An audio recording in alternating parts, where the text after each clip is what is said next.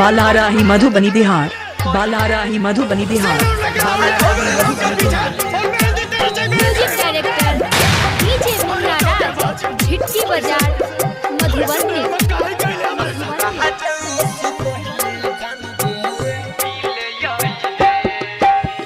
ससुर जाए से पहले जान के मिले यही है।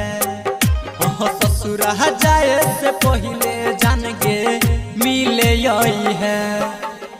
ससुर जाए से पहले जान के मिले यही है।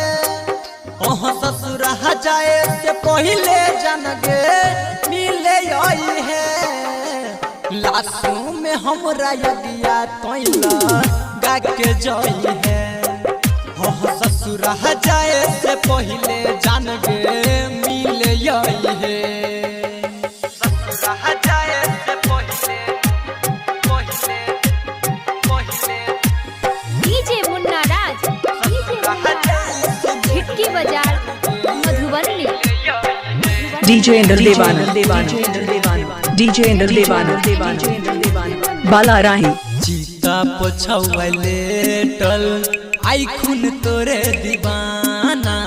जाई छी तो जान जोगे मारतौ जग ताना।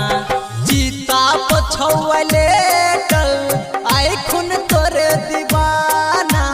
जाई छी तो जान जोगे मारतौ जग ताना। रही तू हमर लभर नहीं के रो से कोई है।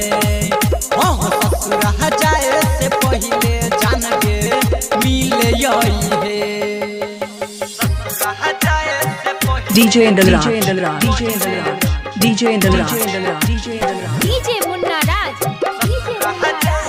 झिटकी बाजार, मधुबनी। क्या नाम है आपका? डीजे इंद्र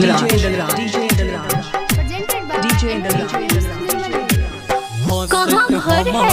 दुनिया के बालाराही लागी लगाई। कहे छुपी फोर पर कस गे कैले तुरु सवाई। हंस तो हमार दुनिया के देले आगी लगाई। कहे छो तोरा पर कस गे कैले तुरु सवाई। राइटर अंकित बाबू के मी डाक के जई है। में हमरा डीजे इंद्र डाक के जई बालाराही।